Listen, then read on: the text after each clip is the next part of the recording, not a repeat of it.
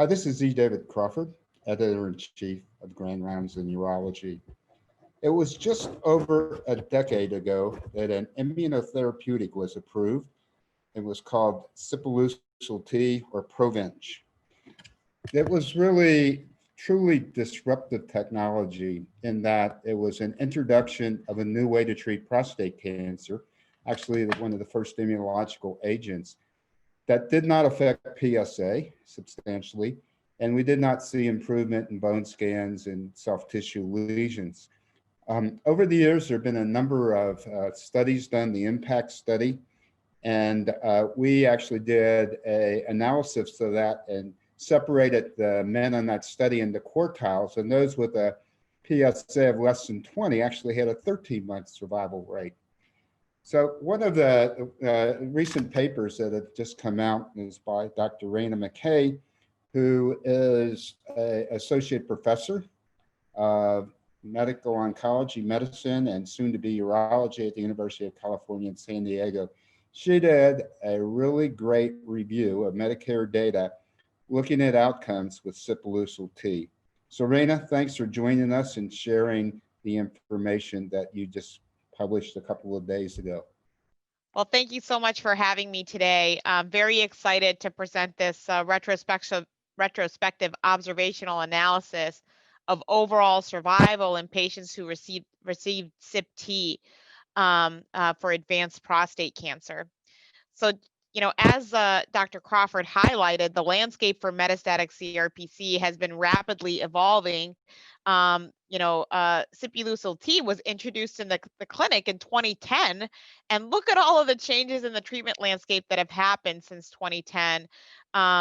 Specifically the introduction of abiraterone, enzalutamide, radium-223, into the metastatic CRPC space, and also now more recently PARP inhibitors. So, really what we sought to do with this analysis was to look at, use of Sipuleucel-T in the context of these newer therapies that have been approved for advanced metastatic CRPC. And as we know, Sipuleucel-T demonstrated improvements in overall survival, though there was no PSA or objective response. It actually prolonged survival in men with minimally symptomatic disease and men without visceral metastases who had advanced castration-resistant prostate cancer. And actually, this is an autologous vaccine that is the first autologous vaccine to ever be approved for a solid tumor. Go figure, it's in prostate cancer. And demonstrated improvements in overall survival. So our study design was a retrospective cohort analysis. Patients that was conducted between 2013 through 2017. Patients who were eligible were those with a diagnosis of prostate cancer and had receipt of a metastatic castration-resistant prostate cancer therapy in 2014. And then we followed those people through to 2017. Patients were chemotherapy naive at the start of treatment in 2014, and they needed to have continuous enrollment into Medicare Parts A, B, and D so that we can ensure appropriate follow-up. The primary endpoint of the trial of the study was overall survival in the first line, with first-line use of CYP-T compared to first-line androgen receptor signaling pathway inhibitor, and any line use of Sipuleucel-T compared to first-line or androgen receptor signaling pathway inhibitor. Additionally, we conducted multivariable regression models to help control for potentially confounding factors while assessing survival outcomes. So the patients receiving androgen receptor synthesis inhibitors were slightly older on average, 78 years compared to 75 years for patients with CYP-T. Most were white, 88% and 83% in those who had received CYP-T versus those who were receiving an androgen receptor synthesis inhibitor. And other variables reflecting prognosis, disease severity, comorbidities were similar across the groups and were included in our covariate model. And here is a kind of pictorial picture of the different types of therapies that patients received and the distribution of those therapies based on the line of metastatic CRPC. So our cohort included 6,000 patients. And as you can see, there's nearly 50% drop off to people never seeing second line therapy. And then almost another 50% drop off to people at third line. And with each iteration of line of therapy, we're seeing a 50% drop off to people actually receiving the next line of therapy. And we can see the distribution of therapies changing over time as people kind of progress through their metastatic CRPC course. Well, this is the top line data here. We demonstrate that use of Sipuleucel-T in the first line results in a statistically significant improvement compared to patients who never receive Sipuleucel-T and maybe start off with an androgen receptor pathway inhibitor. Overall survival was 34.9 months compared to 21 months. And even after adjusting for multiple factors, opioid use, sites of metastases, number of metastases, lines of therapy, age, race, a lot of the covariates that we were able to capture from the claims database, this remains statistically significant. And again, when we look at any line use, not just first line, but any line use of CYP-T, also statistically significant improvement over the, novel hormonal agents. And, so that was really kind of the take home message. I think the big story here is, looking at how CYP-T is being used in the era of these novel hormonal agents that really weren't around at the time that CYP-T actually got approved into the clinic. And in the context of use of these agents, is use of CYP-T still something that patients can reap benefit from? And I think it is in a select patient population, patients who have, asymptomatic disease, minimally symptomatic, no visceral mets. It's a great therapy. All right. Thank you very much. That was a stellar presentation. Let me just ask you a couple of questions.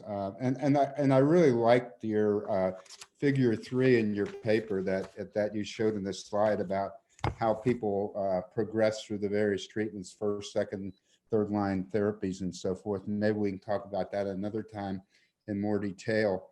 As one of the leading medical oncologists in this area in the country, years ago, it seemed to me medical oncologists were not very adaptive to using Sipuleucel-T. It was more, chemotherapy and some of the other things. Has that changed, or is that still the same? I think that we are adapting to the therapy. I think the field is changing. I think with the advent of cellular therapy, adoptive T cell therapies, I think we are adapting. We've come to realize that there are some therapies that result in PSA responses in prostate cancer in the metastatic castration-resistant disease, but there are other therapies that also prolong survival that are not associated with a PSA response. I tend to find that the sweet spot for Sipuleucel-T is in those patients who may have PSA progression, but not necessarily radiographic progression on one of the hormonal agents that they're on, or maybe they're in the maintenance part of their, post chemotherapy and they don't have disease progression, rapid disease progression on imaging. Maybe they've got some PSA progression. Maybe there's a couple of new bone spots or something. That's the sweet spot for introducing Sipuleucel-T.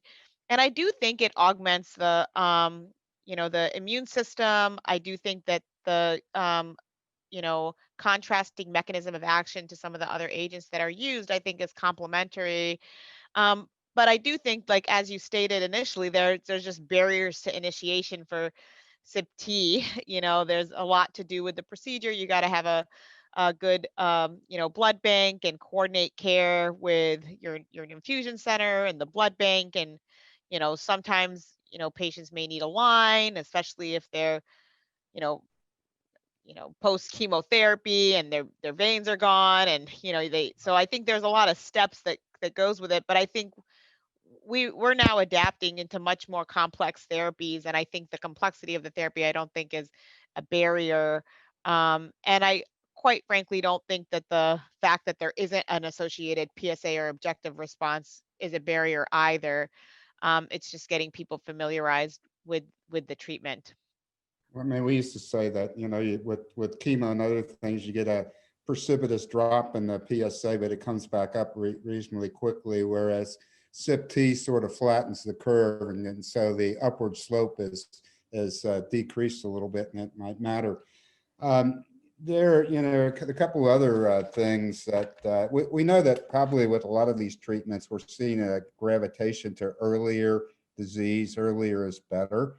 And aren't there, I remember a CIP-T, one of the studies that was done with men pre-radical, where they gave it. And one of the interesting things that you saw was the infiltration around the tumor, the immunoreactive cells and things like that. Any comments on that? And also, I think there's a trial ongoing or finishing with active surveillance in high-risk patients. Yeah, I think that trial recently completed accrual. It accrued much more rapidly than I think people had anticipated. I didn't think it was Uh, going to go very quickly, but that's amazing. yeah, well, I think that there's a novelty to the immunotherapy in that space, especially a lot of patients who want to pursue active surveillance, really don't really want to do everything they can to avoid a radical prostatectomy or having to do radiation. And I think the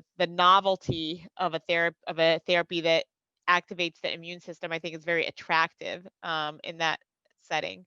But to answer your question about you know, uh, the Sipuleucel-T's kind of mechanism of action, and is it able to result in, how does it result in modulation of the immune system?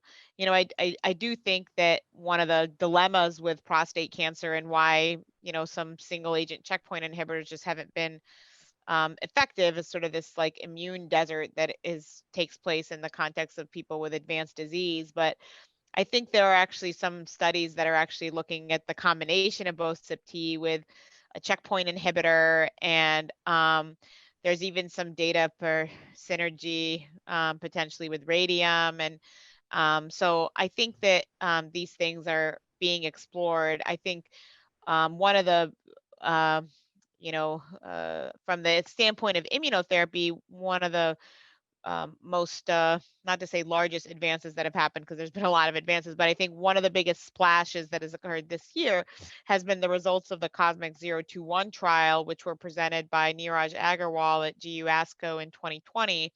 Hmm. And this was a trial, it was a multi cohort phase 1 trial of the combination of atezolizumab with cabozantinib. If you remember cabozantinib from the long days of the COMET studies that were done that totally failed and almost put that drug out of market. They were able to revive it, but data that were presented from a cohort of men with metastatic CRPC from that trial with the combination of a checkpoint inhibitor and Cabo demonstrated objective responses of 32%. And now there's a large phase 3 that's currently being conducted with the combination for people with advanced disease. So I think we are making headway with trying to identify the immune strategy that is most effective for people with advanced prostate cancer. We're not quite there yet, but but Sipuleucel-T is a efficacious There's therapy.